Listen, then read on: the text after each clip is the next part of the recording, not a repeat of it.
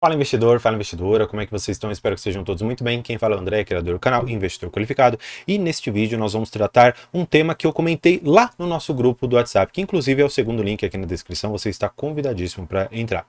Lá, basicamente, o pessoal comentava: André, será que existe uma carteira ideal? Será que existe uma carteira assim de dividendos que traga de uma certa maneira recorrência para os aportes aqui que eu vou fazer?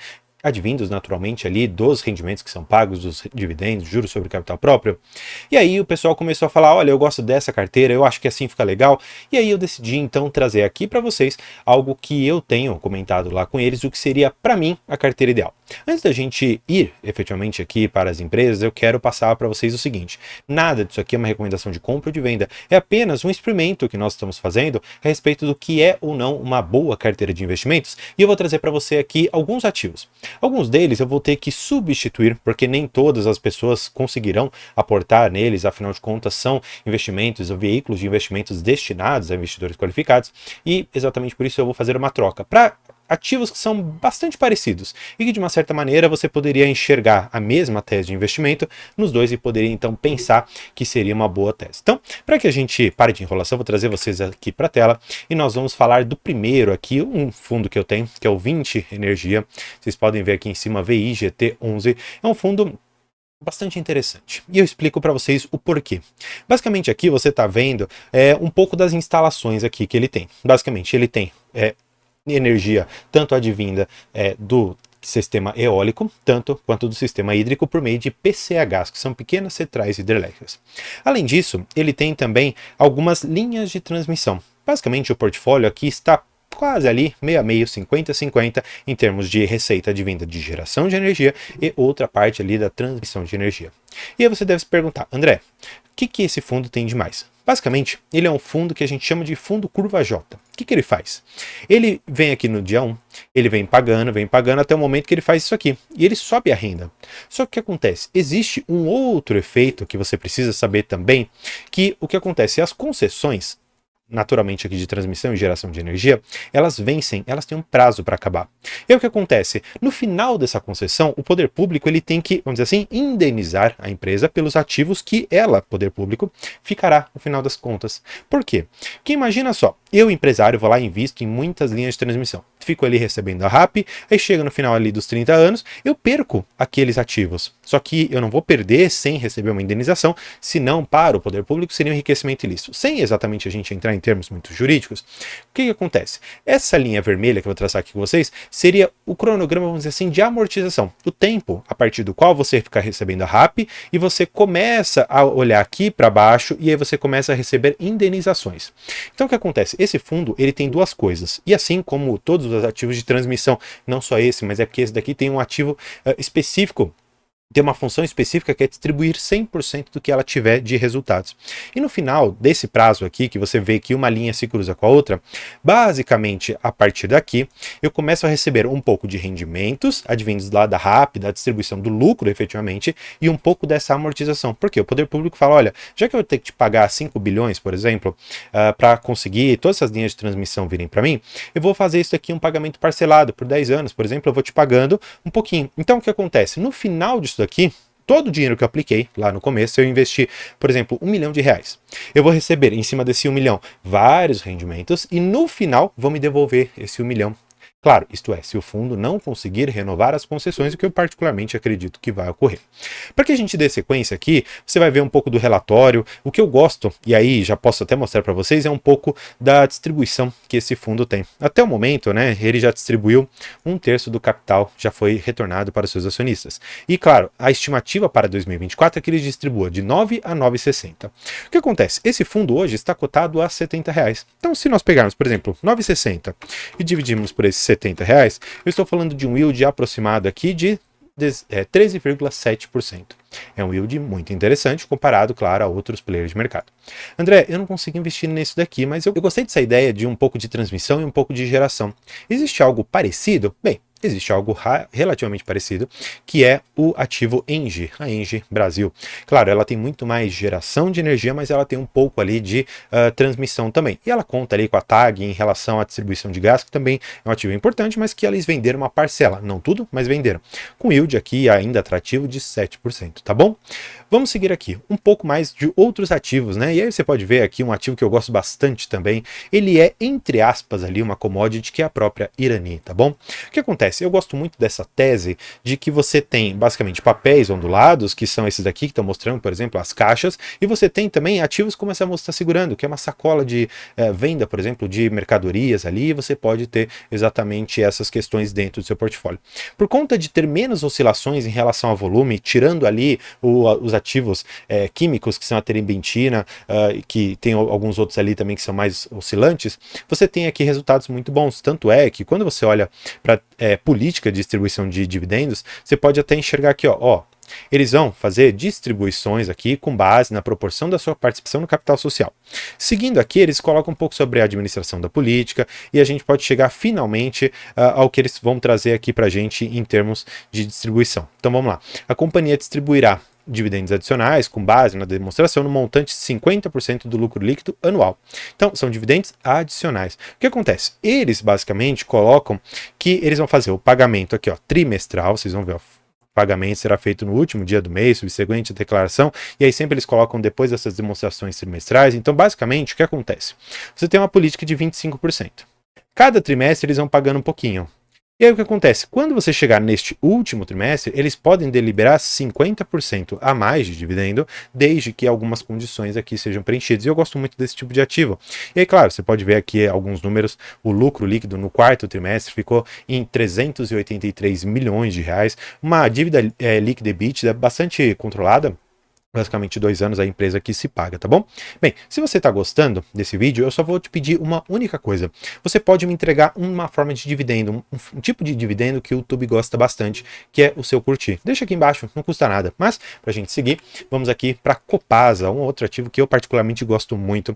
A questão de água e saneamento, para mim, é um setor extremamente perene, mas que, claro, sofre com algumas oscilações. Intempéries esses que você tem que compreender, porque é natural desse tipo de ativo. Eu estou falando aqui, basicamente, de bacias hidrográficas, vamos dizer assim, que elas vão abastecer diversos municípios ali, até mesmo algumas do estado todo, a depender, claro, do tamanho. Em relação a Minas, você tem vários ali espalhados que podem sim fazer com que a política dessa empresa, em termos de dividendos, ela seja constante. Eu explico um pouco melhor. Você vai ter picos em que você vai ter muita água, e outros vales ali em que você praticamente não terá muita água, ou seja, as famosas crises hídricas. Nesses momentos, sabendo ali administrar seu portfólio, você consegue capturar o melhor da crise hídrica, claro, não no aspecto social, mas no aspecto aqui financeiro.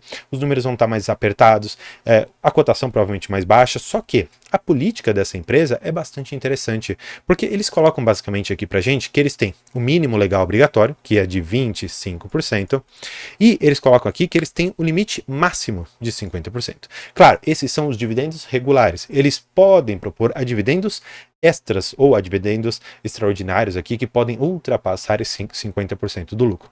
Eu não quero dizer basicamente que esse resultado aqui que ela teve, que aí a gente pode até ver a questão do lucro dela aqui, 355 milhões, superior ao quarto TRI de 2022. E pegando aqui o lucro líquido dessa empresa, você vai enxergar algumas questões que eu acho que aqui são importantes você saber.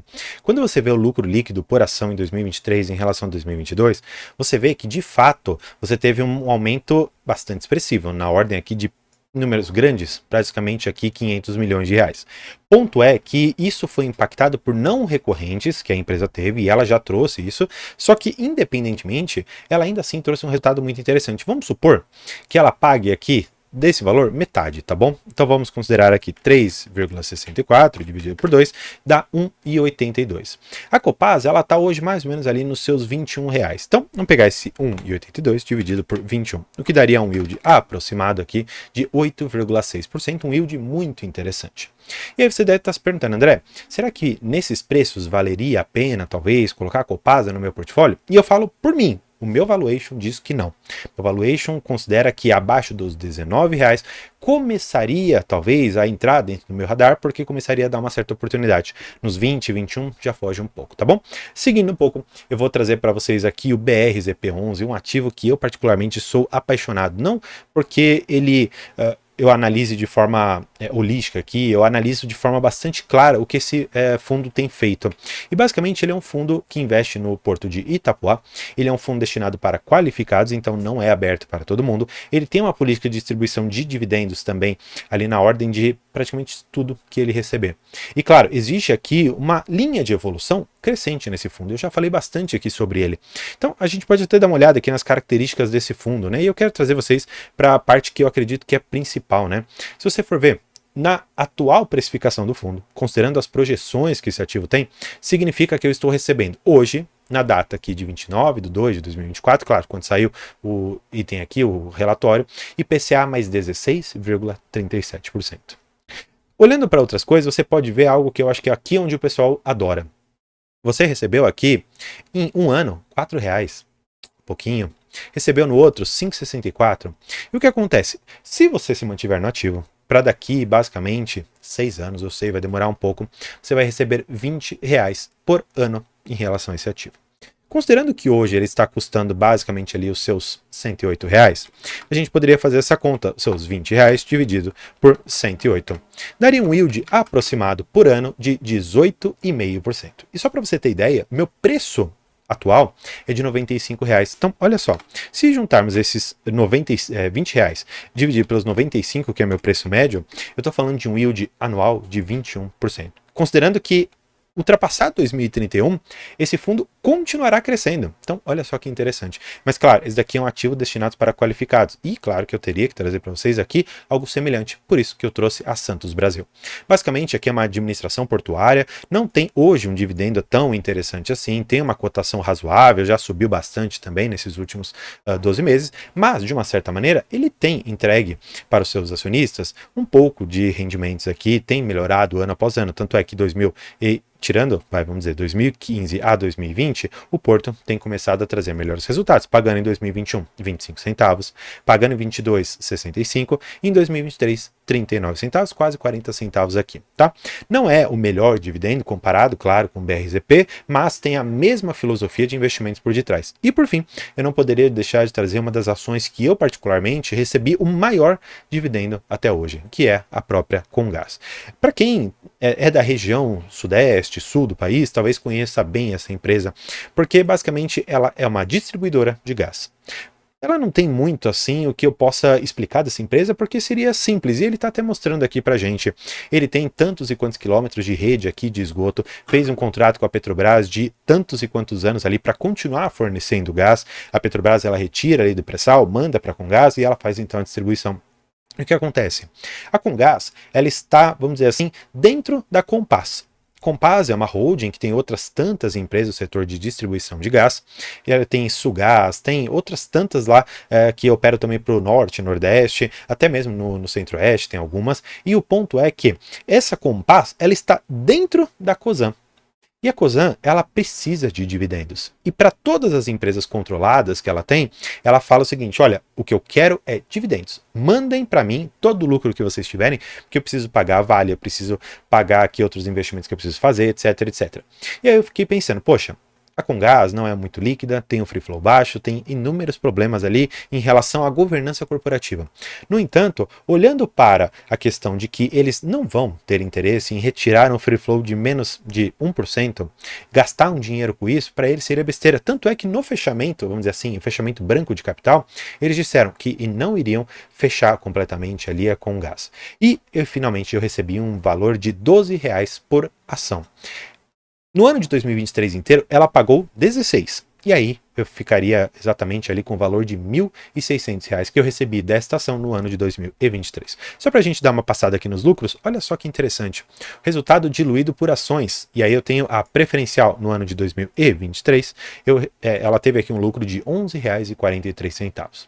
Claro, isso daqui é diferente, vamos dizer assim, do fluxo de caixa, porque ela pode ter mais dinheiro no fluxo de caixa dela do que efetivamente aqui no lucro líquido. Independentemente de qual parâmetro você utilize, ainda assim é uma empresa extremamente vencedora e que, claro, está aberta ali para você investir tanto através da Comgás diretamente ou através da Cosan, claro, considerando toda aquela estrutura de holding, tá bom? Bem, essa daqui é a minha carteira ideal. Se você gostou, você pode até considerar estudar esses ativos, mas claro, isso aqui não é uma recomendação, e deixa aqui embaixo qual é a sua carteira ideal. Me traga aqui 5 ativos que você acredita que são ideais para uma carteira de dividendos, tá bom? Então, espero que você tenha gostado. Se você gostou, se inscreva aqui no canal. Gostando mais, eu vou deixar aqui a nossa área de membros para você conhecer um pouco mais e outros 2 vídeos para você continuar acompanhando o meu trabalho. Então, por hoje é isso. Muito obrigado.